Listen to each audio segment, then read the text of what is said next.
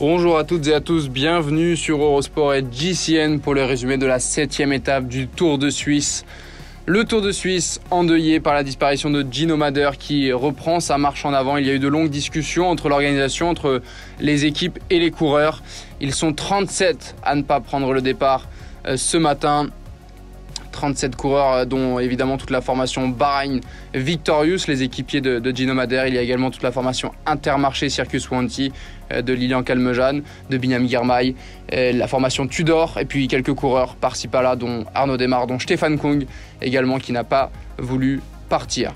L'étape qui sera courue normalement jusqu'aux 25 derniers kilomètres, à la banderole des 25 derniers kilomètres. La course, en tout cas les temps seront pris à ce moment-là et dans ce cas-là, les 25 derniers kilomètres pourront être courus comme les coureurs le souhaitent, alors qu'un hommage est rendu au départ à Gino Mäder. Les coureurs ont donc décidé mutuellement, un accord mutuel entre les équipes de ne pas vraiment attaquer, de ne pas rouler jusqu'à cette banderole des 25 derniers kilomètres. Ils ont roulé tous ensemble en peloton, parfois en équipe. On a vu quelques jolis moments entre coureurs et puis évidemment un brassard noir sur quasiment tous les maillots. 24 km 900, vous le voyez, les temps sont pris, c'est-à-dire qu'à partir de maintenant, tout ce qu'il se passera n'aura pas d'incidence sur le classement général. Là, voici la ligne au sol et quasiment un tiers du peloton qui s'est arrêté à cet endroit-là. Et la course qui a pu démarrer, on a vu Nelson Powless pour la formation IF, les Jumbo-Visma, alors qu'évidemment le profil se prêtait à une course de mouvement dans le final. Tout le monde n'avait pas le cœur forcément à faire la course. Wout van Aert et son maillot noir du classement par points est bien placé dans ce petit groupe qui reste encore en course. Tom Pidcock également était là. Remco Evenepoel, le champion du monde. Il semble que ce soit Romain Grégoire pour la formation Groupama FDJ, alors que Remco Evenepoel est parti à 17 km 300 de l'arrivée. Peut-être Tsgabou Gremaï dans sa roue et Remco Evenepoel qui est parti pour un numéro en solitaire, le champion du monde de la formation Soudal Quick-Step, qui avait à cœur de rendre hommage à Gino Mäder, et puis il va sans doute le faire de la plus belle des manières avec ce succès d'étape qui se profile. 30 secondes d'avance sur le groupe de compte pour Remco Evenepoel. Évidemment, il n'y aura pas de gain au classement général en temps pour Remco Evenepoel, mais ce n'est pas ça aujourd'hui l'objectif du Belge. Alors que Nelson Powless tente de nouveau sa chance dans le final. La flamme rouge pour Remco Evenepoel qui compte 48 secondes d'avance et qui va forcément avoir une pensée très émue, très forte pour Gino Mäder. Remco Evenepoel qui avait connu une grave chute sur le Tour de Lombardie. Il s'en était sorti, il est revenu au plus haut niveau. Et une pensée pour Gino Mäder, l'ensemble du public présent sur la ligne d'arrivée du côté de Weinfelden.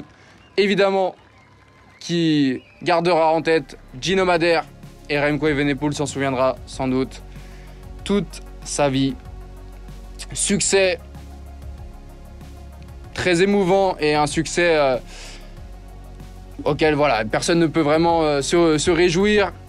Et le sprint pour la deuxième place qui est disputé, malgré le fait qu'il n'y ait pas forcément d'intérêt sportif à cette deuxième place, c'est Wout van Aert qui a pris le meilleur sur Bryan Coquard d'ailleurs qui était là, le français de la formation Cofidis. Lorenzo Manzin, quatrième, qui a réussi à passer dans le final. Alors qu'ici Peter Sagan, Maciej Bodnar et le reste du peloton, Rigoberto Urán semble-t-il, qui passe la ligne. Un petit peu plus loin, voilà le top 10 avec Alex Aramburu 5e pour la formation Movistar, Romain Grégoire 7e pour la Groupama FDJ, donc pas d'écart, on l'a dit, tout le monde a des 0 secondes. Et forcément, Matthias Kjelmos Jensen, toujours leader à la veille de la dernière étape de ce Tour de Suisse. Les écarts 8 secondes sur Gall, 18 secondes sur Ayuso et 46 secondes sur Remco Evenepoel. Wilco Kelderman et Romain Bardet suivent, alors que la 8e étape et dernière se profile. Ce sera un contre-la-montre individuel, l'exercice solitaire face au chronomètre, direction Abbeville, entre Saint-Gallen et Abbeville. Ce sera un difficile effort, 25 km 700 avec un petit peu de dénivelé, 2 points intermédiaires. Forcément, Remco Evenepoel aura très fort à faire, mais 46 secondes de retard sur Kjelmos Jensen, ça semble quand même compliqué. Il y a Ayuso, Gall également. Une très belle bataille en vue entre ces 4 coureurs pour la victoire au classement général. Kjelmos Jensen semble en bonne posture, mais attention tout de même avec ce dernier contre-la-montre.